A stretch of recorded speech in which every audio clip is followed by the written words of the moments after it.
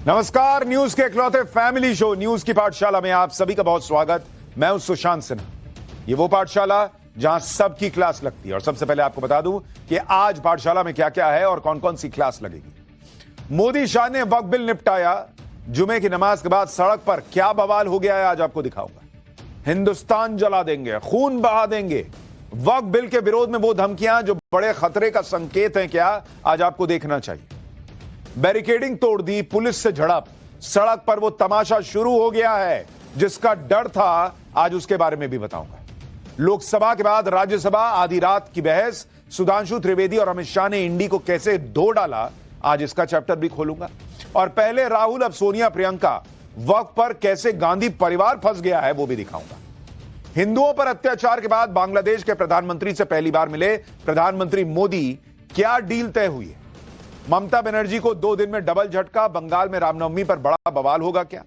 हिंदू एकता के बाद हिंदू गांव बसाने निकले बागेश्वर बाबा, किसने हंगामा खड़ा कर दिया। 20 लाख राम भक्त गजब की तैयारी, रामनवमी पर वो अयोध्या में वो होने वाला है जो कभी नहीं हुआ, आज उसके बारे में दिखाऊंगा।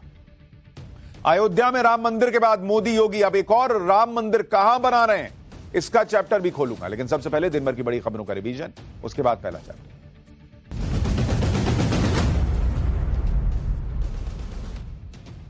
प्रधानमंत्री नरेंद्र मोदी ने आज थाईलैंड में म्यांमार के जनरल मिन आंग ह्वांग से मुलाकात की। इस दौरान भारत और म्यांमार के बीच द्विपक्षीय संबंधों समेत अहम मुद्दों पर चर्चा हुई है। पीएम ने हाल ही में आए भूकंप से हुए नुकसान पर संवेदना व्यक्त की और भूकंप से उबरने में हर संभव मदद का भरोसा जताया। थाईलैंड के बाद पीएम मोदी आज से 6 अप्रैल तक श्रीलंका के दौरे पर आए। सावरकर मानहानि मामले में हाईकोर्ट की लखनऊ बेंच से राहुल गांधी को बड़ा झटका लगा है। हाईकोर्ट ने नेता प्रतिपक्ष राहुल गांधी के खिलाफ समन आदेश को रद्द करने से इनकार कर दिया।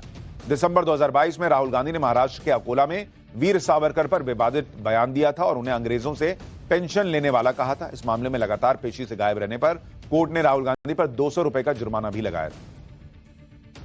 पटना में एक बार फिर पोस्टर वॉर शुरू हो गया। वक्फ के बहाने सीएम नीतीश कुमार पर निशाना साधते हुए राबड़ी देवी के घर के बाहर पोस्टर लगाए गए हैं।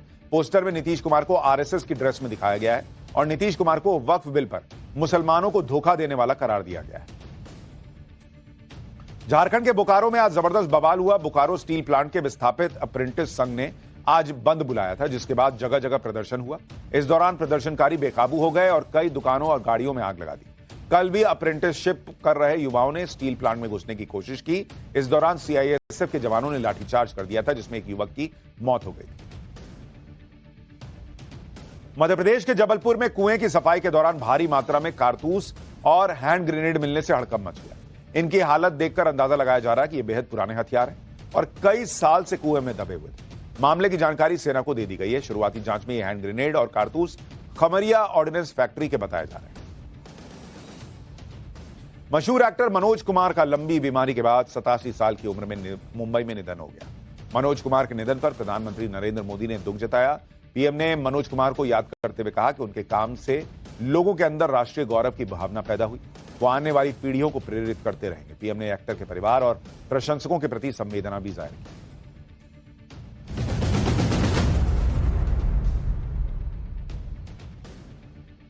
तो ये हो गया दिन भर का रिवीजन ऑफ पाठशाला की पहली क्लास। मोदी शाह ने वक्फ बिल निपटाया। जुमे की नमाज के बाद सड़क पर क्या बवाल हुआ।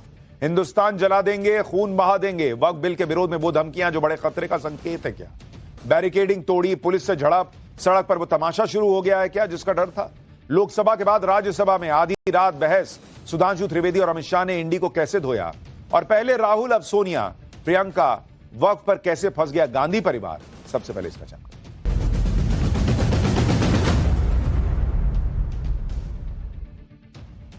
कल की रात ऐतिहासिक रात थी बॉस, क्योंकि जिस वक्त लगभग पूरा देश सो रहा था, देश की संसद काम कर रही थी।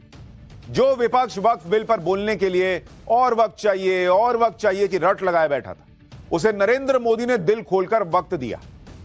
खूब बोलो, जितना बोलना है बोलने दिया। नतीजा क्या हुआ? कल रात जब आप सो रहे थे, तब संसद में मोदी सरकार ने देश का बहुत बड़ा काम निपटा दिया। कल रात करीब 3 बजे, रात में 3 बजे राज्यसभा में वक्फ बिल पास हुआ। वक्फ संशोधन बिल पर राज्यसभा में करीब 13 घंटे की लंबी चर्चा चली। राज्यसभा में बिल के समर्थन में 128 वोट पड़े और विपक्ष में 95 वोट। कल सिर्फ वक्फ बिल पास नहीं हुआ, बल्कि देश में वोट बैंक की पॉलिटिक्स के चक्कर में जो अंधेर गर्दी मची हुई थी, उसका एक बहुत बड़ा चैप्टर प्रधानमंत्री मोदी ने खत्म कर दिया। पीएम मोदी ने क्लियर कर दिया कि जहां उंगली रख दी वो जमीन वक्फ की हो गई।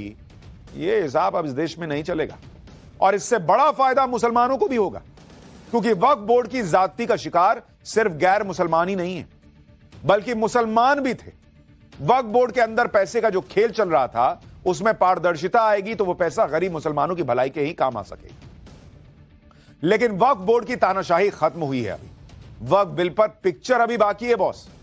उधर संसद में विपक्ष मोदी सरकार को वक्फ बिल पर रोक नहीं पाया, लेकिन उसने पीएम मोदी के वक्फ बिल के खिलाफ इतना झूठ और भ्रम फैला दिया जो मुसलमानों को भड़काने के लिए काफी था। वक्फ बिल फाड़कर हीरो बनने की कोशिश करते ओवैसी ने जो अग्रेशन संसद में दिखाया था, वही अग्रेशन अब सड़क पर मुसलमानों में भरा हुआ दिख रहा है। आज वही हुआ जिसकी उम्मीद कल से थी। आज जुमे की नमाज पर जो मुसलमानों की भीड़ शहर शहर सड़क पर निकली, उन्हें वक्फ बिल के विरोध में भड़काने की पूरी कोशिशें हुई।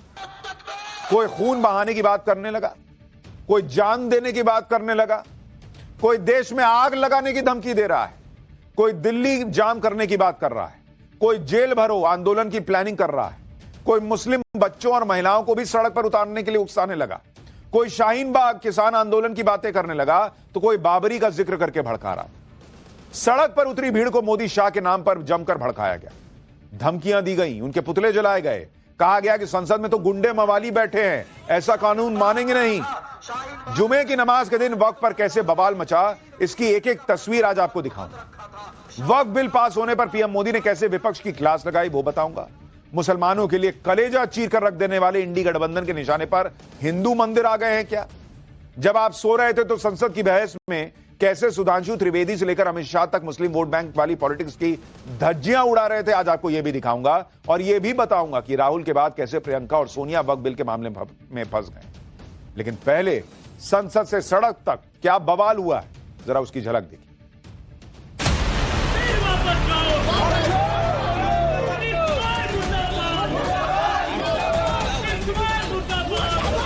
हम खून बहाने के लिए तैयार हैं, दिल्ली को बंद जाम करने का इंशाअल्लाह इरादा रखते हैं। काली पट्टी जब तक नहीं उतरेगी, जब तक काला कानून नहीं हटेगा, जेल भरो आंदोलन करना पड़ेगा। तो मुसलमान का एक छोटा बच्चा भी जेल में आपको नजर आएगा, औरतें भी नजर आएगी जेल। हमारी जान देने को भी हम तैयार हैं। लड़ाई सुप्रीम कोर्ट में होनी है। सुप्रीम कोर्ट जाएंगे, सुप्रीम कोर्ट से न्याय की गुहार लगाएंगे।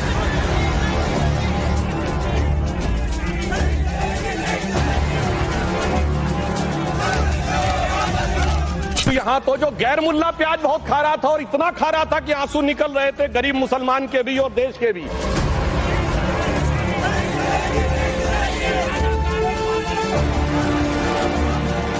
कि श्री रामचंद्र कह गए सिया से, ऐसा कलयुग आएगा, गोपालक श्री यदुवर कुल में एक ऐसा नेता आएगा जिसे बकरे कटने में खुशबू मिलेगी, गौ माता में बदबू पाएगा।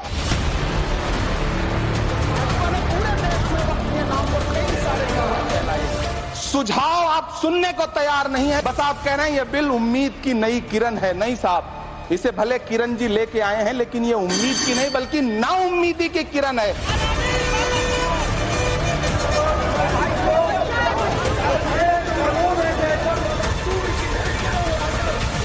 हम ही को कातिल कहेगी दुनिया, हमारा ही कत्लेआम होगा। हम ही कुएं खोदते फिरेंगे, हम ही पे पानी हराम होगा।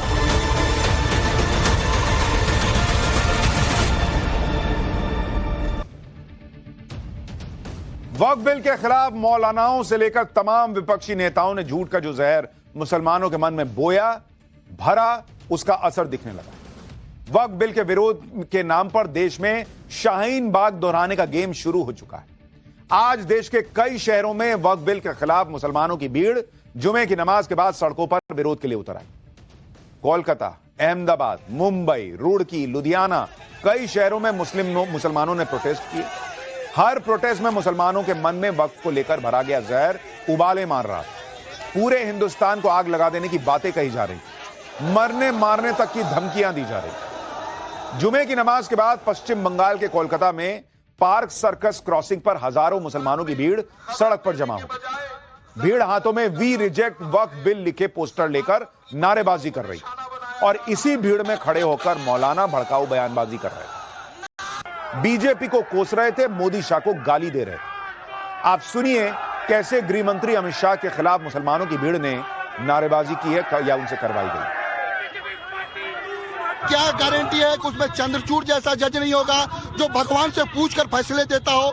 देश में दस्तूर मौजूद है, आप भगवान से पूछकर फैसले दीजिएगा। जो कानून हमारा जो है उस पर जो तरमीम की गई है, ये तरमीम जो हमारा ये जो है शरीयत के खिलाफ है, हम इसको नहीं मानते।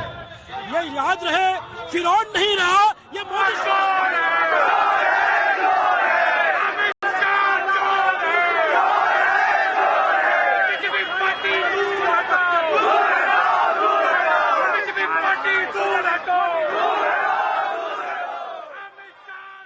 आप देखिए कि मोदी और शाह की जोड़ी ने मुसलमानों के हित में वक्फ बिल पास करवाया, जिससे इन मुसलमानों का ही भला होना है।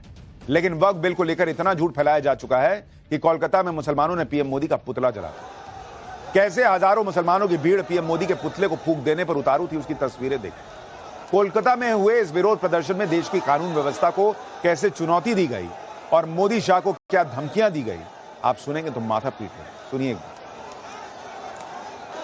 क्या गारंटी है कि उसमें चंद्रचूड़ जैसा जज नहीं होगा जो भगवान से पूछकर फैसले देता हो? देश में दस्तूर मौजूद है, आप भगवान से पूछकर फैसले दीजिएगा। जो कानून हमारा जो है उस पर जो तरमीम की गई है, ये तरमीम जो हमारा ये जो है शरीयत के खिलाफ है, हम इसको नहीं मानते। ये याद रहे, फिरौन नहीं रहा, ये मोदी शाह भी नहीं रहेगा। इंशाअल्लाह ये बहुत जल्द पूरे हिंदुस्तान से किया, इस वतन से नहीं रहेगा। हमारी मांगे हैं कि ये अमेंडमेंट बिल हमारे खिलाफ है और ये पूरे मुसलमान के खिलाफ है, इसको हम एक्सेप्ट नहीं करेंगे। जब तक इस बिल को वापस नहीं लिया जाएगा हम लड़ेंगे। ये हमारा शुरुआत है, हमको लहू देना पड़े लहू देंगे, लेकिन पीछे नहीं हटेंगे। लहू देने की बातें हो रही हैं भाई, ये नतीजा है वक्फ बिल पर फैलाए गए झूठ का, जिसका मकसद मोदी सरकार के खिलाफ देश के मुसलमानों में जहर भरना। इसका असर देखिए कि वक्फ बिल के विरोध में जैसी भड़काऊ बयानबाजी अब तक मुल्ला मौलाना ओवैसी जैसे नेता कर रहे थे, वही भाषा प्रदर्शनकारी मुसलमान बोल रहे। आप जरा सुन लीजिए कैसे वक्फ बिल के विरोध में मरने मारने की बातें हो रही, पूरे देश को जंग का मैदान बना देने की धमकी दी जा रही। कोर्ट ने देखा कि मुसलमान खामोश पड़ा है, तो बाबरी मस्जिद हमारे हक में होते हुए भी फैसला उनके हक में दिया गया, इसलिए कि मुसलमान खामोश था। अगर मुसलमान इसी तरह हंगामा कर रहा होता, अगर मुसलमान सड़कों पर उतरा हुआ होता, तो जिस केस में सारे सबूत मुसलमानों के हक में थे, उसके फैसले कभी भी उनके हक में नहीं जाता। इसलिए मेरे भाइयों, ये थोड़े बहुत 150 लोगों के जमा होने का मामला नहीं है, इसके लिए लाखों लोगों को सड़क पर उतरना होगा। बंगाल इस बिल को रिजेक्ट कर रहा है, इससे बड़ा आंदोलन होगा, इससे बड़ा मुजमा होगा। आप लोग तैयार हैं इसके लिए? क्या आप लोग इस बिल को रिजेक्ट कर रहे हैं?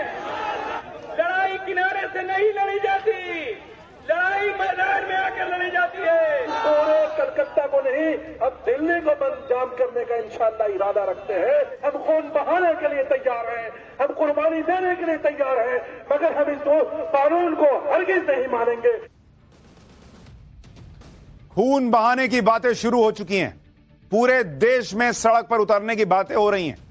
कोलकाता में वक्फ बिल के खिलाफ जब विरोध प्रदर्शन हो रहा था तो टाइम्स नाउ भारत की टीम ग्राउंड जीरो पर मौजूद थी। भीड़ को जब पुलिस ने कंट्रोल करने की कोशिश की तो प्रदर्शनकारियों ने पुलिस पर ही अटैक कर दिया, बैरिकेडिंग तोड़ दी। कोलकाता में वक्फ बिल के विरोध के नाम पर मचे कोहराम से की जरा ग्राउंड रिपोर्ट भी देखी। पुलिस के साथ एक झड़प हो रही है, हम आपको तस्वीरों में दिखा रहे हैं। आप देखिए, पुलिस के साथ एक झड़प के बाद जो है बैरिकेड तोड़ दी गई और भीड़ जो है बिल्कुल इस सड़कों पर आ गई है।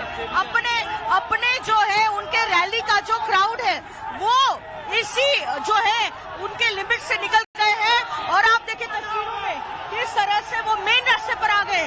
आप देखिए पुलिस की तरफ से जो है कहा जा रहा था, आप देखिए यहाँ पर सारे लोग जो है वो निकल गए हैं और इस गाड़ी को किस तरह से रोकने की भी कोशिश की और फिलहाल जो है उनको बाहर से निकाला जा रहा है और ये सब कुछ हो रहा है पुलिस की मौजूदगी के बीच में। आपने देखा किस तरह से जो बैरिकेड लगाए गए थे इस विरोध के लिए, उस बैरिकेड को जो है ब्रीच कर तोड़कर जो है लोग बाहर निकले हैं। दरअसल ये मैसेजिंग है कि भाई पुलिस भी हमको रोक नहीं पाई। आप देखिए कि वक्फ बिल के विरोध में ये मुस्लिम भीड़ तब भड़की हुई है जब संसद में अल्पसंख्यक मंत्री से लेकर खुद गृह मंत्री ने बार बार भरोसा दिया है कि बिल ना तो मुसलमानों के खिलाफ है, ना धार्मिक मामलों में कोई दखल है। यहां तक कि वक्फ बिल पास होने के बाद पीएम मोदी ने भी अपने सोशल मीडिया पोस्ट में यह साफ साफ बताया कि क्यों उनकी सरकार यह बिल लेकर आई। पीएम मोदी ने कहा कि वक्फ बिल संसद में पारित होना देश के लिए एक ऐतिहासिक क्षण है। यह विशेष रूप से उन लोगों के लिए फायदेमंद होगा जो लंबे समय से हाशिए पर रहे हैं, जिनकी आवाज अनसुनी रही है और जिन्हें अवसरों से वंचित रहना पड़ा। पीएम मोदी ने आगे कहा कि दशकों से वक्फ व्यवस्था में पारदर्शिता और जवाबदेही की कमी नजर आ रही। इससे मुख्य रूप से हमारी मुस्लिम माताओं, बहनों, गरीब और पसमानदा मुसलमान भाई बहनों के हितों को बहुत नुकसान हो रहा था। अब संसद द्वारा पारित विधेयक पारदर्शिता को बढ़ाने के साथ साथ लोगों के अधिकारों की रक्षा में भी मददगार बनेगा। देश के हर नागरिक की गरिमा को प्राथमिकता मिले, इसके लिए हम संकल्पबद्ध हैं। यानी पीएम मोदी ने साफ बताया कि वक्फ से जुड़े पुराने बिल में वक्फ संपत्तियों को लेकर न पारदर्शिता थी, न जवाबदेही और न ही इसका फायदा गरीब मुसलमानों तक पहुंच रहा था। इसलिए यह बिल लाया गया। प्रधानमंत्री मोदी के भरोसे के बाद भी मुसलमानों को भड़काने का काम चल रहा है।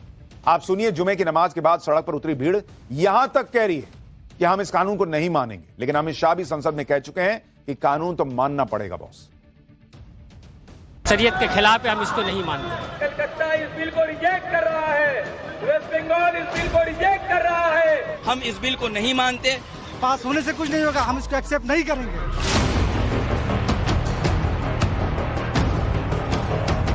क्या धमकाना चाहते हो भाई?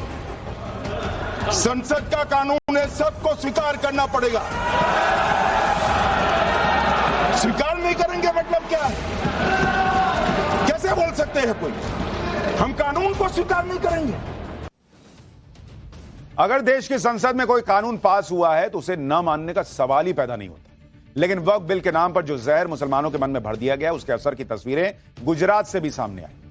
अहमदाबाद की सिद्दी सैयद जाली मस्जिद में जुमे की नमाज के बाद मुसलमान सड़क पर उतर आए। इसकी तस्वीरें आप स्क्रीन पर देख रहे हो। हाथों में वक्फ बिल का विरोध करने वाले पोस्टर लेकर खूब नारेबाजी हुई। पुलिस भीड़ को हटाने की कोशिश करने लगी तो प्रदर्शनकारी सड़कों पर लेट गए। प्रदर्शनकारियों और पुलिस वालों के बीच काफी देर तक धक्का मुक्की भी चलती रही। अहमदाबाद पुलिस ने विरोध प्रदर्शन कर रहे 50 से ज्यादा लोगों को हिरासत में लिया, जो आतंकी संगठन पीएफआई की political wing social democratic party of India यानी एसडीपीआई और असदुद्दीन ओवैसी की पार्टी एआईएमआईएम से जुड़े। इन पर मुसलमानों को भड़काने का आरोप लगाया गया। वक्फ के नाम पर मुसलमानों को किस कदर भड़काया जा रहा था वहां गुजरात में, जरा वो भी सुनिए।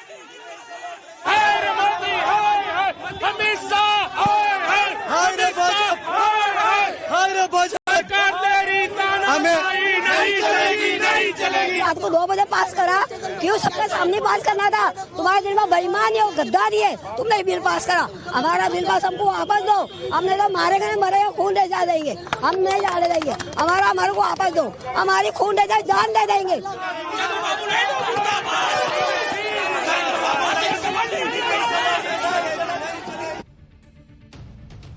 चाची की उम्र देखकर लग नहीं रहा है कि बहुत ज्यादा जिंदगी बची है, लेकिन कह रही है मैं जान दे दूंगी। कह रही है रात में 2 बजे बिल क्यों पास कराया? तुम्हारे मन में खोट थी? अरे भाई, रात में 2 बजे इसलिए पास हुआ कि लोग कह रहे थे कि और बोलना है, और बोलना है, मोदी बोलने नहीं देते, मोदी बोलने नहीं देते। तो उन्होंने कहा बोलो, जिसको जितना बोलना है बोलो। तो बज गए रात के 2 और सबके सामने हुआ है भाई। ऐसा थोड़ी कि कोने में खोपचे में ले जाके पास करा लिया। मुंबई में भी वक्फ बिल के खिलाफ प्रोटेस्ट हुआ। वहां कई मस्जिदों ने मुसलमानों के वक्फ बिल के विरोध में काली पट्टी बांधकर नमाज पढ़ी। मुंबई के मुसलमान भी कह रहे हैं कि वक्फ बिल को नहीं मानते। सुनिए जरा इन लोगों को भी।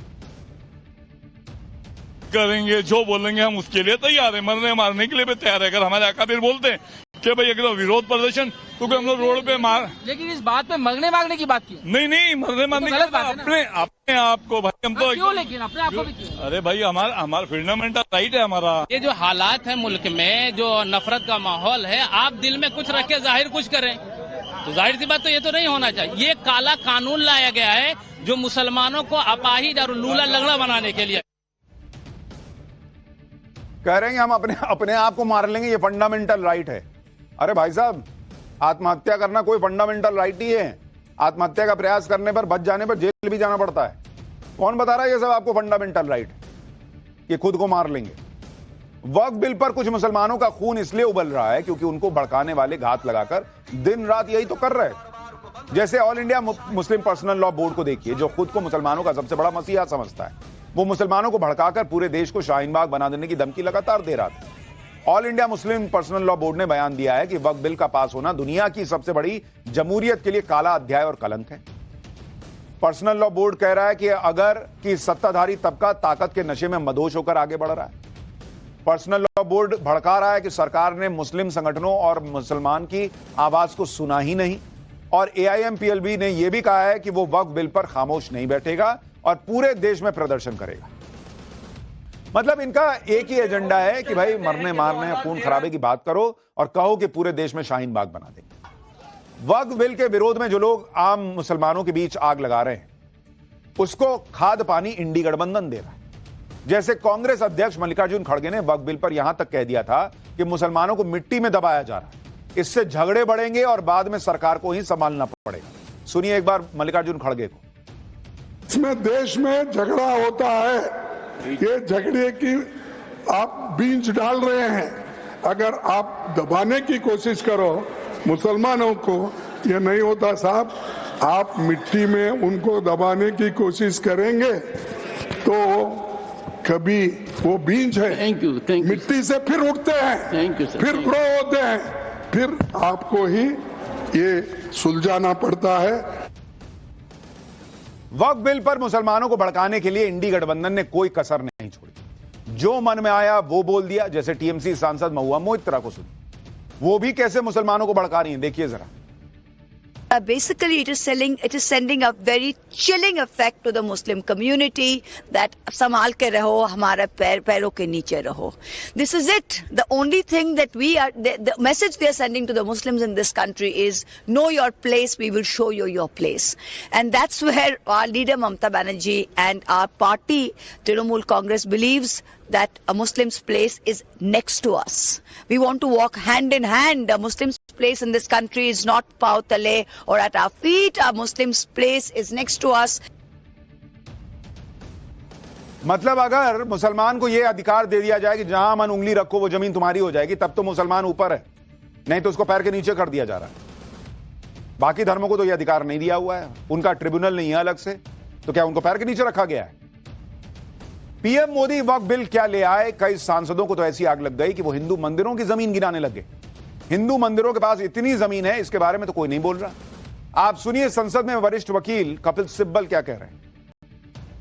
Total area of Hindu religious institutions in Tamil Nadu, Andhra Pradesh and Telangana respectively is 4,47,000 in Tamil Nadu, 4,65,000 in Andhra, 87,000 in Telangana, 723 acres with Tirumala Tirupati Devasthanam, and thus it comes to 10 lakh acres only in 4 states. And आप कहते हैं कि देखिए औकाफ में 8 लाख एकड़ है। अरे भैया आपके हिंदू टेम्पल्स में भी इतनी संपत्ति है, वहां आप क्या कर रहे हो? दोनों बातों का कोई मेल है, कोई सिर पैर है? क्या हिंदुओं के पास अधिकार है कि जहां मन वहां उंगली रख दो और कह दो कि मैंने जो है ये संपत्ति जो है वो भगवान को दान दे दी है, अब से ये मंदिर की हो गई? कपिल सिब्बल मंदिरों की जमीन कितनी है गिना रहे हैं, उनमें से कितनी जमीन जो है इस तरह से ली गई है? और क्या हिंदुओं के पास अलग से ट्रिब्यूनल है क्या? गजब हिसाब चल रहा है भाई इन लोगों का। किसी कानून के विरोध में प्रदर्शन का हक किसी को भी है, लेकिन प्रदर्शन के नाम पर धमकियां बर्दाश्त नहीं की जा सकती। देश को शाहीन बाग बना देंगे, आग लगा देंगे, ऐसे बयान कोई देगा तो भी उसका क्या इलाज करना है, यह प्रधानमंत्री मोदी अच्छी तरह जानते हैं। वक्फ बिल के विरोध में संसद और सड़क के बाद नया मोर्चा कानूनी लड़ाई का खोल दिया गया है। बिहार से कांग्रेस सांसद मोहम्मद जावेद और असदुद्दीन ओवैसी ने वक्फ बिल को सुप्रीम कोर्ट में चैलेंज कर दिया है। बिल के विरोध में यह दलील दी गई है कि इस बिल के प्रावधान संविधान के खिलाफ है। बिल के विरोध में जो अर्जी दी गई उसमें यह कहा गया है कि यह बिल मुसलमानों से भी भेदभाव कर रहा है, यानी पहले मुसलमानों को भड़का के सड़क पर ले आओ और फिर कहो कि लड़ाई सुप्रीम कोर्ट में लड़ी जाएगी। कांग्रेस भी यही कर रही है। कांग्रेस नेता इमरान मसूद ने कहा है कि सड़क की लड़ाई अलग होती है और सुप्रीम कोर्ट की लड़ाई अलग होती है। सुनिए एक बार। लड़ाई सुप्रीम कोर्ट में होनी है, लड़ाई सुप्रीम कोर्ट में होनी है। सुप्रीम कोर्ट जाएंगे, सुप्रीम कोर्ट से न्याय की गुहार लगाएंगे। असल लड़ाई वहां पर होनी है, सड़क पर लड़ाई नहीं। सड़क की लड़ाई के अलग मायने होते हैं, असल लड़ाई सुप्रीम कोर्ट में। हम सुप्रीम कोर्ट जाएंगे, सिर्फ मुसलमान में नाराजगी नहीं है, देश के अंदर जो देश को चाहने वाला है हर वो व्यक्ति स्तब्ध है। ये सीधे सीधे संविधान पर चोट है। वक्फ बिल पर सड़क पर जो बवाल मचा है वो वक्फ पर मचे हंगामे का सिर्फ एक पार्ट है। दूसरा पार्ट ने तो आपने मिस कर दिया, क्योंकि रात को जब आप सो रहे थे तब संसद में वक्फ बिल पर जबरदस्त चर्चा हो रही। बीजेपी के फायर ब्रांड प्रवक्ता सुधांशु त्रिवेदी ने तो वक्फ बिल पर ऐसा भाषण दिया कि वक्फ के खिलाफ जो एजेंडा चलाया जा रहा है वो हवा में उड़ गया। सुधांशु त्रिवेदी का वो भाषण सुनिए जो आपने कल मिस कर दिया होगा। कि ये हमने ईमानदारी से मुस्लिम समाज के कल्याण के लिए बात की है, क्योंकि एक तरफ खड़ा हुआ है ईमानदार मुसलमान जो शराफत के साथ ईमान को गले से लगाए हुए हैं, और दूसरी तरफ कुछ चंद सरमाएदार हैं जो उस अमानत में खयानत करके शरारत के साथ उसके झंडा बरदार बनना चाहते हैं। तो ये मुकाबला किसके बीच में है? ये शराफत अली और शरारत खान के बीच में मुकाबला है। हमारी सरकार शराफत अली के साथ खड़ी है, हमारी गरीब मुस्लिम के साथ खड़ी है। लोकसभा की तरह ही राज्यसभा में भी वक्फ बिल पर अमित शाह ने मोर्चा संभाला हुआ था। उन्हें राज्यसभा में सुधांशु त्रिवेदी का साथ मिला। सुधांशु त्रिवेदी ने अपने भाषण में कांग्रेस सांसद दिग्विजय सिंह को लपेट दिया। जब दिग्विजय सिंह ने आपत्ति जताई तो अमित शाह ने उन्हें घेर लिया। राज्यसभा में क्या हुआ, कैसे दिग्विजय सिंह फंस गए, पूरा वीडियो देखिए। 26/11 आरएसएस ने कराया, सदन के सदस्य बैठे हुए हैं। हाफिज साहब और सुनिए, जाकिर नायक शांति का मसीहा सदन में सदस्य बैठे हुए हैं। सर किसने जोड़ा? मैं नहीं कह रहा हूं जोड़ा, हमने किससे जोड़ा मैं बताना चाहता हूं। मैं अपनी बात, सर मैंने नाम किसी का नहीं लिया। सर आपने उड़ता तीर क्यों पकड़ लिया? सर मैंने नाम नहीं लिया, उड़ता तीर क्यों पकड़ लिया? जो माननीय सदस्य ने भी मेरे बारे में भी कहा है, मैं उनकी निंदा करता हूं। मैं ध्यान से बारीकी से पूरे संवाद को सुन रहा हूं। माननीय सदस्य सुधांशु जी ने दिग्विजय सिंह का नाम नहीं दिया। अब वो खड़े होकर कहे मेरे बारे में कहा, इससे साबित हो गए। और अभी भी मौका है, आपने नहीं कहा है कि 26/11 के हमले में आरएसएस का हाथ था, तो अभी खड़े होकर माइक चालू कराकर बुलवा दीजिए। माननीय और आपत्तिजनक बात है, मैंने ये बात कभी नहीं कही है, ये आप लोगों का प्रचार है। मेरी आपत्ति इस बात की थी। इधर सुधांशु त्रिवेदी, उधर अमित शाह, दोनों के बीच में दिग्विजय सिंह फंस गए और मान लिया कि 26/11 के हमले में आरएसएस का हाथ नहीं है और मैंने कभी ये बात नहीं। वक्फ बिल पर चर्चा के दौरान कांग्रेस सांसद दिग्विजय सिंह और अमित शाह के बीच में तकरार देखते ही देखते और ज्यादा बढ़ गई। अमित शाह पर हमला करने के लिए दिग्विजय सिंह ने गुजरात दंगों तक का जिक्र कर दिया। इस पर भी अमित शाह ने करारा जवाब दिया, सुनिए। माननीय गृह मंत्री जी, आप वहां पर जब गृह मंत्री थे, जब दंगे हुए थे, तो आप लोगों का क्या रोल था, ये जन करें। इनको मेरा हुआ ऐसा है कि मैं ही दिखाई पड़ता हूं। आपकी सुनिए, अब सुनिए ना दिग्विजय सिंह, सुनिए, 1 मिनट सुनिए। दंगे शांत होने के बाद 18 महीने के बाद मैं गृह मंत्री बना। दंगा हुआ तब मैं गृह मंत्री नहीं था। यानी दिग्विजय सिंह की क्लास लगा दी गई वहां पर। वक्फ बिल पर चर्चा के दौरान सुधांशु त्रिवेदी ने इशरत जहां, अतीक अहमद, मुख्तार अंसारी का भी नाम लिया। इस पर एनसीपी और कांग्रेस सांसद आपत्ति जताने लगे। तभी फिर अमित शाह की एंट्री हो गई। अमित शाह ने एक एक करके बताया कि कैसे इशरत जहां, अतीक अहमद, मुख्तार अंसारी सबका इंडी गठबंधन से कनेक्शन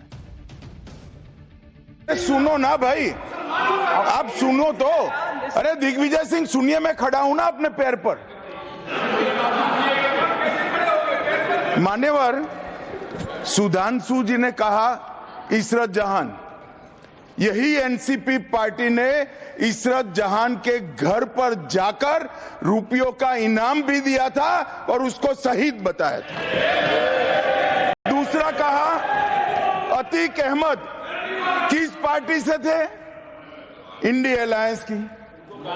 दूसरा कहा अंसारी किस पार्टी से? कांग्रेस और इंडिया अलायंस के। ये सारे नाम आपके साथ जुड़े हैं भाई। उल्टा उन्होंने तो मुसलमान कम्युनिटी से तो ढेर सारे शायरों का नाम दिया जिन्होंने साहित्य की सेवा की और ढेर सारे साहित्य की रचना की। वक्फ बिल पर इस गर्मागर्म बहस के बीच केंद्रीय मंत्री रामदास आठवले की कविता ने भी माहौल थोड़ा लाइट किया। थोड़ा संसद में हंसी ठहाके भी गूंजने लगे। अब रामदास आठवले जी जब कविता सुनाते हैं तो अलग ही माहौल बन जाता है। सुनिए उन्होंने कैसे मजे मजे में कांग्रेस अध्यक्ष मल्लिकार्जुन खड़गे को भी घेर लिया। और आप जिस कांग्रेस पार्टी में खड़गे साहब जब कर्नाटक में आपको मुख्यमंत्री बनाने का मौका आया था तभी उन्होंने नहीं बनाया आपको, और मुझे भी मंत्री बनाने का मौका आया था, आपने मंत्री नहीं बनाया, मैं इसलिए इधर आया। मैं हम किसी को भी नहीं जाएंगे शरण, क्योंकि माइनॉरिटी के मिनिस्टर है रिजिजू किरण। वक्फ बिल का हम करते स्मरण, लेकिन अपोजिशन को हम करा देंगे हरण। नरेंद्र मोदी जी मुसलमानों के सच्चे वाली, खड़गे साहब बजाओ जोरदार ताली। मत दे दो रोज मोदी साहब को गाली, मत दे दो रोज मोदी साहब को गाली, नहीं तो कुर्सी करो खाली। विरोधी दलों की रात हो रही है काली, विरोधी दलों की रात हो रही है काली, नड्डा साहब बजाओ तुम भी ताली। राज्यसभा में बहस के दौरान सुधांशु त्रिवेदी ने अखिलेश यादव को भी नहीं बख्शा। अखिलेश यादव ने गौशाला से बदबू आने की बात कही थी। उनके इस पुराने बयान का जिक्र करते हुए सुधांशु त्रिवेदी ने अखिलेश यादव की भी क्लास लगाई। सैयद इब्राहिम रसखान हुए हैं बहुत बड़े कृष्ण भक्त के कवि सर, जिन्होंने क्या लिखा, उन्होंने कहा मेरा अगला जन्म हो तो भी मैं कृष्ण भक्ति बनना चाहूंगा, मनुष्य बनूं तो ग्वाल बाले के रूप में और पशु बनूं तो गाय के रूप में। उन्होंने कहा मानुष हो तो वही रसखान बसो ब्रज गोकुल गांव के ग्वारन, जो पशु हो तो कहा बस मेरो चरो नित नंद की धेनु मजारन। सर उन्होंने कहा गायों के बीच में नंद बाबा की गायों में जन्म लेना चाहूंगा, मगर सर आज एक ऐसे नेता आए हैं इस देश में जिनको गायों से बदबू आने लगी है, तो उनके लिए मुझे मेरे मन में भाव आता है सर कि श्री रामचंद्र कह गए सिया से ऐसा कलयुग आएगा, गोपालक श्री यदुवर कुल में एक ऐसा नेता आएगा जिसे बकरे कटने में खुशबू मिलेगी, गौ माता में बदबू पाएगा।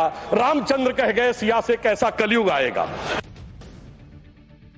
वक्फ बिल पर चर्चा के दौरान कांग्रेस के इमरान प्रतापगढ़ी ने भी अपनी बात कही। इमरान प्रतापगढ़ी ने कहा कि वक्फ बिल को भले ही किरण रिजिजू ने पेश किया, लेकिन यह उम्मीद की नहीं बल्कि नाउम्मीदी की किरण है। एक बार उनको भी सुनिए।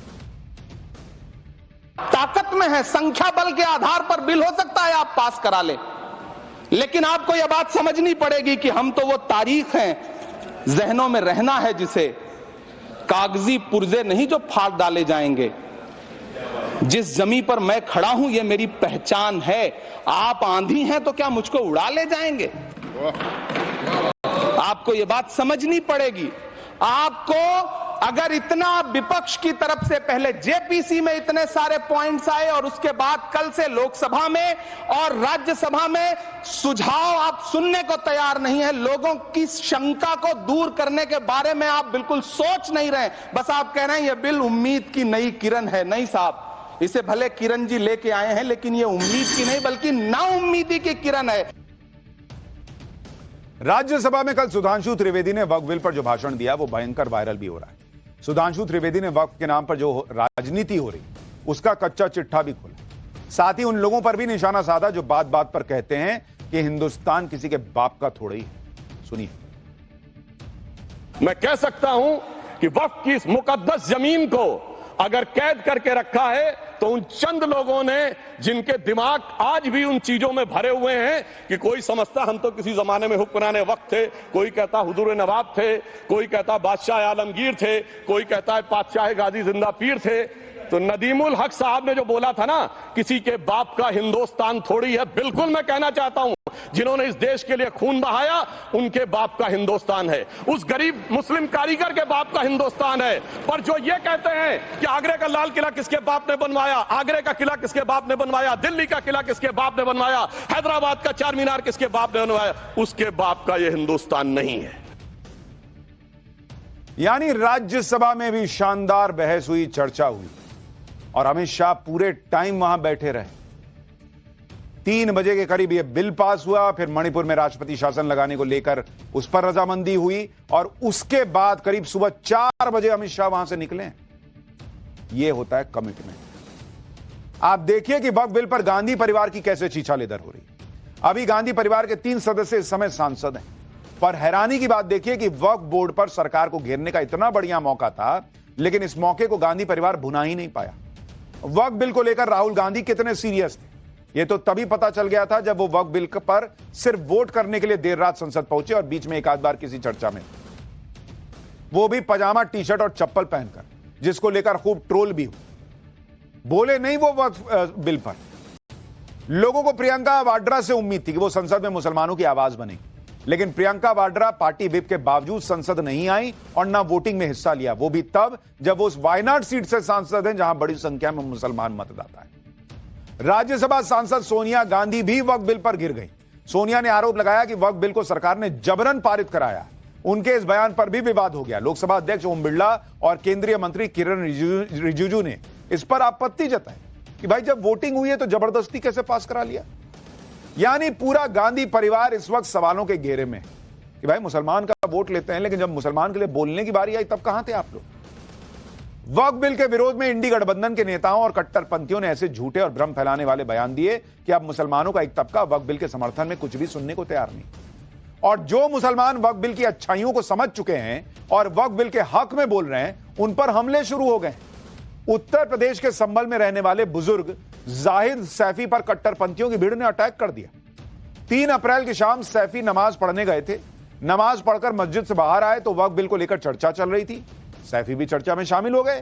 किसी ने कहा कि वक्फ बिल तो गलत है, तो सैफी ने कह दिया कि वक्फ बिल एकदम ठीक फैसला है, इससे उन लोगों को दिक्कत होगी जो वक्फ बोर्ड का खा पी रहे हैं। इतना सुनना भर था कि वक्फ बिल के विरोधी मुसलमान सैफ पर चढ़ गए। कट्टरपंथियों की भीड़ ने बुजुर्ग सैफी को लाठी डंडों से पीटा, धारदार हथियार से हमला किया, जिसमें उनका सिर फट गया। उन्हें पीटते वक्त हमलावर कह रहे थे कि तू मुसलमान नहीं रहा, तू हिंदू हो गया है। हमलावर बुजुर्ग को पीट रहे थे और पीएम मोदी को गालियां दे रहे थे। ये बातें टाइम्स नाउ भारत की टीम को वक्फ बिल के समर्थक और हमले के शिकार जाहिद सैफी ने खुद बताई हैं। सुनिए आप। मस्जिद में से बाहर आ रहे निकल कर जब हमसे झगड़ा हुआ इस बात को वक्फ बोर्ड को लेकर, हमारे साले साहब वक्फ बोर्ड में वाइस चेयरमैन है, क्या नाम? माइनॉरिटी अशफाक सैफी, और बोले वो तुम्हारे साले हैं, गाली भी की, बदतमीजी भी की। फिर वो मानने के लिए फैल पड़े। डंडे भी थे और धारदार चीज भी थी। अच्छा, धारदार चीज भी थी, डंडे भी थे। अच्छा, देखिए हाथ लाइए, ये लगा एक डंडा तो ये मेरी। हाँ यार, तो ये बताइए कि आपने इसके बाद पुलिस में शिकायत की, पुलिस ने क्या एक्शन लिया? पुलिस ने एक्शन लिया है, पुलिस हमारी मदद कर रही है इसको लेकर। उनके घर वालों को पकड़ के भी लाइए। हम मोदी के लिए भी बुरा कह रहे थे, वो योगी जी के लिए भी बुरा कह रहे थे। बोले ये तो सत्यानाश है, बोले तुम भी इनके साथ में हिंदू हो गए। मैंने भाई हिंदू ना हुआ, बिल्कुल सही हुआ है, बहुत अच्छा करा है सरकार ने कि जो लोग वक्फ बोर्ड की जगह जमीन दबाए पड़े हैं। आप सोचिए क्या हालत कर दी गई। वक्फ बिल पर मस्जिद से निकल रहे मुसलमान पर मुसलमान ही हमला कर दे रहा है।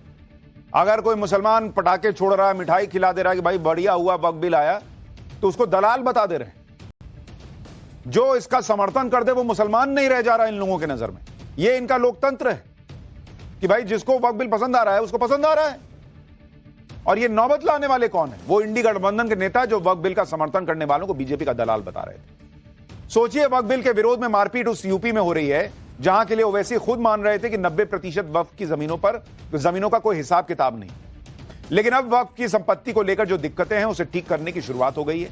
इस मामले में यूपी के सीएम योगी आदित्यनाथ सबसे आगे निकल गए। इधर वक्फ संशोधन बिल संसद में पास हुआ, उधर योगी सरकार फुल एक्शन मोड में आ गई। योगी सरकार अब अवैध तरीके से घोषित वक्फ संपत्तियों को जब्त करने की तैयारी में है। सरकार ने जिलों के डीएम को अभियान चलाकर इन संपत्तियों को चिन्हित करने का निर्देश दे दिया। योगी सरकार ने फील्ड विजिट के दौरान लखनऊ पहुंची जेपीसी की टीम को भी बताया था कि राज्य की जिन संपत्तियों पर वक्फ बोर्ड दावा कर रहा है उसका 78% हिस्सा सरकार का है।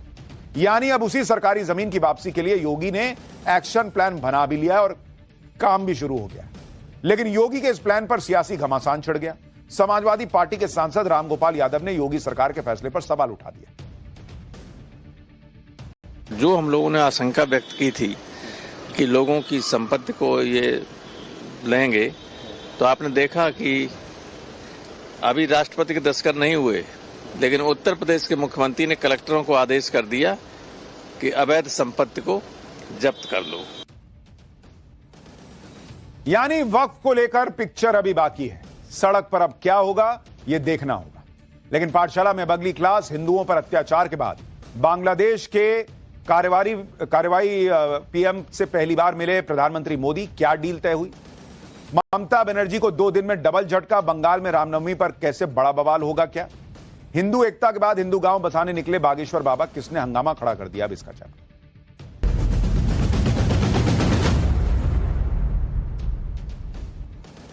इस चैप्टर की शुरुआत में सबसे पहले आपको 3 तस्वीरें दिखाता हूं। एक तो थाईलैंड की है, एक बंगाल की और एक मध्य प्रदेश में बागेश्वर धाम। एक तरफ प्रधानमंत्री नरेंद्र मोदी हैं, जिनके लिए हिंदू धर्म और सनातन से जुड़ी परंपराएं उनकी जिंदगी का अटूट हिस्सा है। थाईलैंड दौरे पर पीएम मोदी ने बांग्लादेश के अंतरिम सरकार के मुखिया मोहम्मद यूनुस से मुलाकात की, तो भी सनातन उनके एजेंडे पर रहा। हिंदुओं पर बांग्लादेश में हुए अत्याचार के बाद पीएम मोदी और बांग्लादेश के मुखिया मोहम्मद यूनुस की यह पहली मुलाकात थी। आज आपको बताऊंगा कि कैसे पीएम मोदी ने मोहम्मद यूनुस को खरी खरी सुना दी, दोनों के बीच क्या बात हुई। दूसरी तस्वीर बंगाल की है। 2 दिन में अदालतों से डबल झटका खाई ममता बनर्जी सरकार। हर बार की तरह इस बार भी रामनवमी को लेकर डर का माहौल बनाने में जुटी है। भगवान राम के जन्मदिन पर निकलने वाले जुलूस पर अड़ंगा डाले जाने का आरोप लग रहा है। सीएम ममता बनर्जी रामनवमी से पहले लगातार दंगों की आशंका जता रही हैं। ममता ही नहीं, पूरे इंडी गठबंधन का यही हाल है। ऐसा लगता है जैसे सबने सनातन से जुड़े हर मुद्दे का विरोध करने का ठान रखा है। तीसरी तस्वीर देखिए, देश के हिंदुओं को एकजुट करने की मुहिम चला रहे बाबा बागेश्वर ने हिंदू गांव की नींव क्या रख दी, इंडी गठबंधन बौखला गया। अब बाबा बागेश्वर का यह हिंदू गांव क्या है, यहां क्या होगा, यह भी आज आपको आगे बताऊं। लेकिन पहले इन 3 खबरों की एक झलक देखिए, फिर बताता हूं पीएम मोदी ने बांग्लादेश के कार्यवाहक मुखिया को क्या सुनाया है।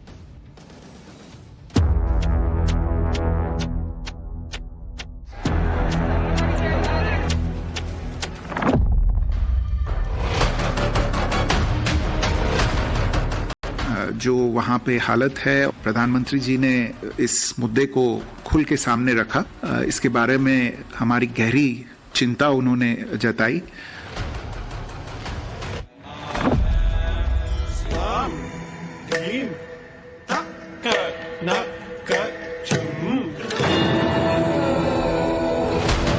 ये हमारी कॉन्स्टिट्यूशन राइट है, धर्म पालन करना। ये रोक रहा है, इलीगल काम कर रहा है ममता जी का इशारा में पुलिस। তাহলে সেন্ট্রাল গভর্নমেন্টে আছে কিসের জন্য? শুধু ধর্মীয় প্রবণতার নামে একটা নতুন ধর্মের আমদানি করে। हमारा भी संशय है कि जरूर वो कुछ न कुछ ऐसा काम करेगी, दंगा फैलाने की कोशिश करेगी।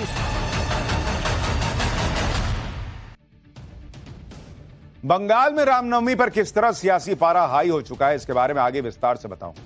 पहले देखिए, नवरात्र के मौके पर विदेश दौरे पर गए पीएम मोदी ने वहां भी कैसे अपने आराध्य की धुन में मगन होने का समय निकाल ही लिया, क्योंकि सनातन को लेकर पीएम मोदी की आस्था सीजनल नहीं। इन दिनों नवरात्र चल रहे हैं और 2 दिन बाद रामनवमी है। ऐसे वक्त में पीएम मोदी को बिम्स्टेक की अहम बैठक के लिए थाईलैंड जाना पड़ा। लेकिन थाईलैंड में रहते हुए भी पीएम मोदी ने समय निकाला और बैंकॉक में रामायण का थाई मंचन देखा। इसे थाईलैंड में राम किएन कहा जाता है। पीएम मोदी ने रामायण की कहानियों को थाईलैंड के लोगों के जीवन का अहम हिस्सा बताया और कहा कि भगवान राम की कहानियों पर लिखी गई रामायण एशिया के बड़े हिस्से में दिलों और परंपराओं को जोड़ती है। सनातन के लिए पीएम मोदी का यह समर्पण हमेशा दिखा। लेकिन अब यह भी देखिए कि पीएम मोदी ने भगवान राम पर लिखी जिस रामायण को लोगों के दिलों और परंपराओं को जोड़ने का जरिया बताया, उसी भगवान राम की जयंती यानी रामनवमी को मनाने के लिए पश्चिम बंगाल में लोगों को कोर्ट का दरवाजा खटखटाना पड़ रहा है। थाईलैंड दौरे के आखिरी चरण में आज पीएम मोदी ने बांग्लादेश की अंतरिम सरकार के प्रमुख मोहम्मद यूनुस से भी मुलाकात की। इस मुलाकात में पीएम मोदी ने बांग्लादेश में हिंदुओं पर हो रहे हमलों का मुद्दा उठाया और मोहम्मद यूनुस से मुलाकात के दौरान पीएम मोदी ने 2 टूक कह दिया कि बांग्लादेश में हिंदुओं पर हमलों से वो चिंतित हैं, समाज के दूसरे वर्गों पर भी इसका असर पड़ता है। बांग्लादेश में हिंदुओं पर हुए हमलों की निष्पक्ष जांच की जाए। पीएम मोदी ने बांग्लादेश से हो रही अवैध घुसपैठ का मुद्दा भी उठाया और साफ कर दिया कि बांग्लादेश सरकार ऐसी कोई बयानबाजी न करे जिससे माहौल खराब हो। यानी नरेंद्र मोदी ने साफ साफ कह दिया बॉस कि तुम्हारे यहां से लोग घुस रहे हैं, उनको देख लो। और दूसरा, निष्पक्ष जांच कराओ। यानी अभी तक जो तुम कर रहे हो जांच, वो निष्पक्ष नहीं है, ये पीएम मोदी ने सुना दिया। सुनिए पीएम मोदी और मोहम्मद यूनुस की मुलाकात पर विदेश मंत्रालय ने क्या बताया। फिर बताता हूं कि पश्चिम बंगाल में रामनवमी की शोभा यात्रा पर क्या विवाद खड़ा हो गया।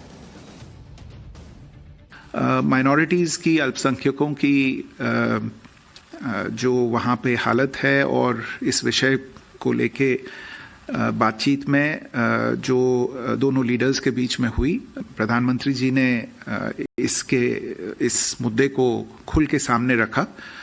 इसके बारे में हमारी गहरी चिंता उन्होंने जताई और इसका असर जो बाकी समाज पे होता है उसके बारे में प्रोफेसर यूनुस को अवगत कराया और उन्होंने अपनी आशा जताई कि आखिरकार ये जो मुद्दा है इसकी जो जिम्मेदारी है वो बांग्लादेश सरकार की है और उन्होंने आशा जताई कि बांग्लादेश सरकार इस विषय पे अपनी जिम्मेदारियों पे खरी उतरेगी और इन चीज़ों को आगे इनकी जांच करेगी।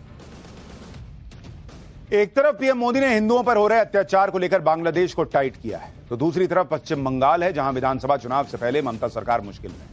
यही वजह है कि बंगाल में ममता बनर्जी माहौल बनाने के लिए अपने पुराने ट्रैक पर लौट आई। बंगाल में ममता सरकार के निशाने पर आरोप लग रहा है कि एक बार फिर हिंदू त्योहार है। रामनवमी पर पूरे बंगाल में डर का माहौल बनाया जा रहा है। पुलिस वालों की छुट्टियां कैंसिल कर दी गई हैं, गश्त बढ़ा दी गई है। दूसरी तरफ ममता के गढ़ में खुलेआम भगवा का अपमान किया जा रहा है। और तो और ममता बनर्जी ने बीजेपी पर बंगाल में दंगे की साजिश का भी आरोप लगा दिया। लेकिन अब लगता है कि बंगाल में ममता बनर्जी की तुष्टीकरण की सियासत को जैसे ग्रहण लग गया है। मुस्लिम वोटों को साधने के लिए ममता बनर्जी सरकार ने हिंदू त्योहारों को हाशिए पर रखा। यह आरोप उन पर हमेशा से लगता है, लेकिन ममता सरकार का एजेंडा हाईकोर्ट में फेल हो गया। कलकत्ता हाईकोर्ट से आज ममता सरकार को बड़ा झटका लगा। हावड़ा में रामनवमी के मौके पर निकाली जाने वाली हिंदू संगठनों की शोभा यात्रा को कलकत्ता हाईकोर्ट से मंजूरी मिल गई। खास बात है कि हाईकोर्ट ने कुछ शर्तों के साथ पुराने रूट पर ही यात्रा की परमिशन दी है। हाईकोर्ट ने अंजनी पुत्र सेना और विश्व हिंदू परिषद को शोभा यात्रा की परमिशन दी। इससे पहले ममता सरकार ने यह कहते हुए परमिशन देने से इनकार कर दिया था कि हावड़ा में 2 साल से नियमों का उल्लंघन किया जा रहा था, जिसकी वजह से रामनवमी के जुलूस में हिंसा हो रही। लेकिन अब हाईकोर्ट न सिर्फ शोभा यात्रा की परमिशन दे रहा है, बल्कि अब उसी जीटी रोड से शोभा यात्रा निकलेगी जहां बंगाल पुलिस ने इनकार कर दिया था। हालांकि हाईकोर्ट ने कुछ शर्तों के साथ शोभा यात्रा निकालने की परमिशन दी है। हाईकोर्ट का आदेश है कि दोनों संगठन से 500 लोग ही शोभा यात्रा में शामिल हो सकेंगे, यानी कुल 1000 लोग शोभा यात्रा में शामिल हो सकेंगे। अंजनी पुत्र सेना की शोभा यात्रा का समय सुबह 8:30 बजे से दोपहर 1 बजे तक है, जबकि वीएचपी दोपहर 3 बजे से शाम 6 बजे तक शोभा यात्रा निकालेगी। कलकत्ता हाईकोर्ट ने दोनों जुलूस के मार्ग भी तय कर दिए हैं। शोभा यात्रा में शामिल हर शख्स को पहचान पत्र देना अनिवार्य होगा। कोलकाता हाईकोर्ट के इस फैसले के बाद ममता बनर्जी बैकफुट पर हैं। बंगाल में बीजेपी एक बार फिर हावी हो गई है। शुभेंदु अधिकारी कैसे ममता सरकार पर निशाना साध रहे हैं, एक बार देखिए, फिर बताता हूं कि बीजेपी ने बंगाल के लिए क्या मेगा प्लान तैयार किया है। यह हमारी कॉन्स्टिट्यूशन राइट है धर्म पालन करना। ये रोक रहा है, इलीगल काम कर रहा है ममता जी का इशारा में पुलिस, इसलिए हाईकोर्ट का दर्जा खटखटाना पड़ रहा है। हर इश्यू में हाईकोर्ट में, सुप्रीम कोर्ट में जाना पड़ रहा है। ये हाईकोर्ट ने कॉन्स्टिट्यूशन को प्रोटेक्शन दिया है। आर्टिकल 25 से 28 देख लीजिए। हमारी रिलीजियस परफॉर्मेंस करने का पूरा अधिकार है, छीनने का कोशिश कर रहा है ममता पुलिस। इसलिए हाईकोर्ट जो वर्डिक्ट दिया है विद इन कॉन्स्टिट्यूशन दिया है। I personally as a leader of opposition I welcome this verdict. High court के आदेश के बाद हावड़ा में हिंदू संगठन एक बार फिर एक्टिव हो गए। रामनवमी के जुलूस की तैयारी एक बार फिर शुरू हो गई है। शोभा यात्रा के लिए सजावट का सामान तैयार किया जा रहा है, तो दूसरी तरफ पूरे शहर को भगवा झंडों से पाट दिया गया। सिर्फ हावड़ा ही नहीं, पश्चिम बंगाल में रामनवमी की शोभा यात्रा को ग्रैंड बनाने के लिए बीजेपी ने 5 स्टेज का मेगा प्लान तैयार कर लिया है। 6 अप्रैल यानी रामनवमी को बीजेपी 2000 शोभा यात्राओं का आयोजन करेगी। बीजेपी बंगाल में हर छोटे बड़े शहर में रैलियां निकालेगी। बीजेपी का दावा है कि वो इस मौके पर 1 करोड़ हिंदुओं को सड़कों पर जुटाएगी। नंदीग्राम में भी रैली का आयोजन किया जाएगा, उसी नंदीग्राम में जिसे शुभेंदु अधिकारी का गढ़ कहा जाता है। इसी सीट से शुभेंदु अधिकारी ने ममता बनर्जी को विधानसभा चुनाव में करारी शिकस्त दी। बीजेपी का कहना है कि अगर प्रशासन ने इजाजत दी तो ठीक है, नहीं तो बिना परमिशन शोभा यात्रा तो निकलेगी ही निकलेगी। रामनवमी पर हो रही सियासत को ममता बनर्जी ने अलग ही लेवल पर पहुंचा दिया है। रामनवमी से पहले ही ममता बनर्जी ने कहना शुरू कर दिया है कि बीजेपी उन्हें जेल भेजना चाहती है। बीजेपी दंगे भी करवा सकती है। एक बार ममता बनर्जी को सुनिए, उसके बाद बताऊंगा रामनवमी से पहले बंगाल में डर का माहौल क्यों बन रहा है। कि जेले पुरे देवे, I welcome, catch me if you can. গরিব লোকেদের সব কাজ বন্ধ করে দিয়েছে সেন্ট্রাল গভর্নমেন্ট। তাহলে সেন্ট্রাল গভর্নমেন্টে আছে কিসের জন্য? শুধু ধর্মীয় প্রবণতার নামে একটা নতুন ধর্মের আমদানি করে बंगाल में ममता बनर्जी की ही सरकार है और वो खुद कह रही है कि बीजेपी दंगा कराना चाहती है। लेकिन आज बीजेपी ने भी बताया कि बंगाल में दंगा करवाना चाहता कौन। सुनिए संबित पात्रा को, उसके बाद बताऊंगा रामनवमी के जुलूस ही नहीं, ममता बनर्जी को जय श्री राम के नारे से भी कितनी एलर्जी है। हमारा भी संशय है कि जरूर वो कुछ ना कुछ ऐसा काम करेगी, दंगा फैलाने की कोशिश करेंगी। उसके लिए वो बहुत जानी जाती हैं, ट्रैक रिकॉर्ड ऐसा है। जरूर आज से ही शुरू करेंगी, कोई नहीं, अभी देखिएगा आप, दोपहर से ही वो शुरू कर देंगी, वो दोपहर से ही शुरू कर देंगी। मगर हम अपने न्याय की लड़ाई में पीछे नहीं हटेंगे और अगर उनके जो ट्रैक रिकॉर्ड के मुताबिक वो ऐसा कुछ काम भी करेंगी तो उसमें भी हम लड़ेंगे न्याय के लिए। ममता बनर्जी के ट्रैक रिकॉर्ड से बीजेपी वाकिफ है। आज बीजेपी ने उसका एक सबूत भी दिया। रामनवमी से पहले बीजेपी ने ममता बनर्जी पर एक और आरोप लगाया।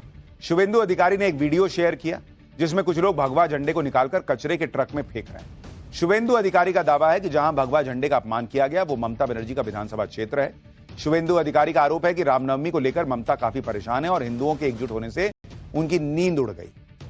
बीजेपी का आरोप है कि ममता बनर्जी को सिर्फ हिंदू त्योहारों से ही एलर्जी नहीं है बल्कि उन्हें और उनकी पूरी पार्टी को राम के नाम से परे। 23 जनवरी 2021 को कोलकाता के कार्यक्रम में जय श्री राम के नारे लगने के बाद ममता बनर्जी ने भाषण बंद कर दिया था। 6 मई 2019 को बिष्णुपुर में ममता ने कहा था कि जय श्री राम बीजेपी का नारा है और वो सभी को इसे लगाने के लिए मजबूर कर रही है। 4 मई 2019 को पश्चिमी मिदनापुर में जय श्री राम के नारे लगने के बाद ममता बनर्जी गुस्सा हो गई थी। 31 मई 2019 को भाटपारा में ममता बनर्जी के काफिले के पास जय श्री राम के नारे लगाने वाले 7 लोगों को हिरासत में लिया गया। 5 जून 2019 को कोलकाता में अभिषेक बनर्जी ने कहा था कि जय श्री राम के नारे की टीआरपी घट रही। रामनवमी पर मचे घमासान के बीच ममता बनर्जी को कोर्ट से 2 दिन में डबल झटका लग चुका है। ममता बनर्जी बंगाल में ही इतना घिर चुकी हैं कि बीजेपी तो कह रही है कि उन्हें जेल हो जाएगी। ममता बनर्जी के जेल जाने के समीकरण क्यों बन रहे हैं जरा वो भी समझिए। कल सुप्रीम कोर्ट ने कोलकाता हाईकोर्ट के उस फैसले को बरकरार रखा जिसमें 2016 में हुई शिक्षक भर्ती में 25,753 नियुक्तियों को रद्द कर दिया गया। सुप्रीम कोर्ट ने अपने फैसले में शिक्षकों की नियुक्ति को अमान्य करार देते हुए पूरी चयन प्रक्रिया को ही दूषित और दागी करार दिया। सुप्रीम कोर्ट ने कहा है कि 3 महीने में नए सिरे से नियुक्ति प्रक्रिया शुरू करनी होगी। 2016 का यह पूरा मामला है। आरोप है कि इस भर्ती में बड़े पैमाने पर हेरफेर और भ्रष्टाचार हुआ था। सिलेक्शन के लिए 5 से 15 लाख रुपए की घूस दिए जाने का आरोप लगा। लेकिन सुप्रीम कोर्ट का यह फैसला ममता बनर्जी के लिए इसलिए मुश्किल खड़ी कर रहा है क्योंकि इस भर्ती घोटाले में उनके कई करीबी नेता फंसे हुए। इस मामले में 2022 में ईडी ने पार्थ चटर्जी को गिरफ्तार किया था। घोटाले के समय पार्थ चटर्जी ममता सरकार में शिक्षा मंत्री थे। इसी मामले में टीएमसी के विधायक माणिक भट्टाचार्य और जीवन कृष्ण साहा को भी गिरफ्तार किया गया। इसके अलावा निलंबित टीएमसी नेता शांतनु कुंडू और कुंतल घोष भी इसी घोटाले के चलते जेल में। और अब तो सुप्रीम कोर्ट कह रहा है कि भाई पूरी जो प्रक्रिया थी उसमें बहुत गड़बड़ियां है। घोटाला खुलने से पहले पार्थ चटर्जी ममता बनर्जी के बेहद खास हुआ करते थे। लेकिन ममता बनर्जी की खासियत यह है कि जो किसी बड़े स्कैम में फंसता है ममता बनर्जी उससे दूरी बना लेती। शिक्षक भर्ती घोटाले के आरोपियों से भी ममता बनर्जी ने दूरी बना दी। लेकिन ममता बनर्जी की मुश्किल अभी भी इसलिए बढ़ी हुई है क्योंकि सुप्रीम कोर्ट ने कहा है कि मामले की जांच सीबीआई को आगे बढ़ाने की बढ़ा पाएगी। यानी जांच की आंच ममता बनर्जी तक पहुंच सकती है, यह भी अंदाजा लगाया जा रहा है। यही वजह है कि बीजेपी कह रही है कि ममता बनर्जी को जेल जाना पड़ेगा। वो पजामा टी शर्ट में आके बोलते डेमोक्रेसी खत्म हो गई, हत्या हो गई डेमोक्रेसी की, मुख्यमंत्री को गिरफ्तार करो, अरेस्ट करो, हिटलर है। कहां है भैया राहुल गांधी? कहां हो आप? कहां है ये इंडी वाले? आओ ना। ये डिस्ट्रिक्ट कोर्ट ने नहीं सुप्रीम कोर्ट ने बताया है। और ऐसे रिक्रूटमेंट स्कैम्स के लिए याद करिए हरियाणा में पूर्व में मुख्यमंत्री जेल गए हैं, जेल। दीदी जेल जाएंगी। संबित पात्रा तो ताल ठोक के कह रहे दीदी जेल जाएंगी। लेकिन दीदी के अलावा अब बात बाबा की, बागेश्वर बाबा की। वैसे तो बाबा बागेश्वर जहां जाते हैं धमाल मचाते हैं, लेकिन इस बार ये धमाल उन्होंने मध्य प्रदेश के छतरपुर में अपने बागेश्वर धाम में ही मचा दिया। बाबा बागेश्वर ने हिंदू राष्ट्र के सपने को साकार करने के लिए देश के पहले हिंदू गांव की नींव रख दी। ये गांव अगले 2 साल में बनकर तैयार होगा। बाबा बागेश्वर ने वैदिक मंत्रोच्चार के साथ हिंदू गांव का भूमि पूजन किया।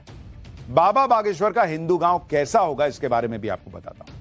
इस गांव में रहने वाले लोगों की जीवन शैली वैदिक संस्कृति पर आधारित होगी। योजना के मुताबिक इस हिंदू गांव में 1000 परिवार रहेंगे और इसे बागेश्वर धाम परिसर में तैयार किया जाएगा। बागेश्वर धाम जन सेवा समिति इस गांव के लिए जमीन देगी। मकान एग्रीमेंट के आधार पर दिए जाएंगे और वहां बसने वालों के लिए कुछ विशेष धार्मिक और सामाजिक शर्तें तय होंगी। खास बात यह है कि इस गांव की जमीन न तो खरीदी जा सकेगी न बेची जा सकेगी। गांव में सिर्फ उन्हीं लोगों को प्रवेश मिलेगा जो सनातन धर्म में आस्था रखते हैं। बागेश्वर बाबा ने हिंदू गांव की नींव को हिंदू राष्ट्र के लिए पहला कदम बताया है और कहा कि हिंदू घरों, हिंदू गांवों, हिंदू जिलों और हिंदू राज्यों के बाद ही हिंदू राष्ट्र का सपना पूरा होगा। सुनिए एक बार। अगर भारत को हिंदू राष्ट्र बनाना है तो पहले हमें हिंदू राज्य बनाने होंगे। हिंदू राज्य बनाने के पहले हिंदू जिले बनाने होंगे। हिंदू जिले बनाने के पहले हमें हिंदू गांव बनाने होंगे और हिंदू गांव बनाने के पहले हिंदू घर बनाने होंगे। हिंदू घर बनाने के लिए पहले कट्टर हिंदू बनाने पड़ेंगे। पाठशाला में अब अगला चैप्टर 20 लाख राम भक्त, गजब की तैयारी। रामनवमी पर अयोध्या में वो होने वाला है जो कभी नहीं हुआ। अयोध्या में राम मंदिर के बाद मोदी योगी अब एक और राम मंदिर कहां बना रहे हैं, अब इसका चैप्टर।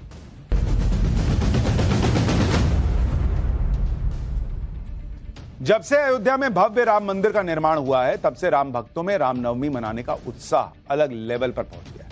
हर किसी की इच्छा है कि रामनवमी पर भगवान राम का जन्मोत्सव अयोध्या में ही मनाया जाए और यही वजह है कि इस बार भी भारी संख्या में लोग रामनवमी पर अयोध्या पहुंचने की तैयारी कर रहे हैं। पूरे अयोध्या में भव्य तरीके से रामनवमी मनाने की तैयारी चल रही है। भव्य मंदिर में रामलला के विराजमान होने के बाद यह दूसरी रामनवमी है, इसलिए तैयारियां जोरों पर है।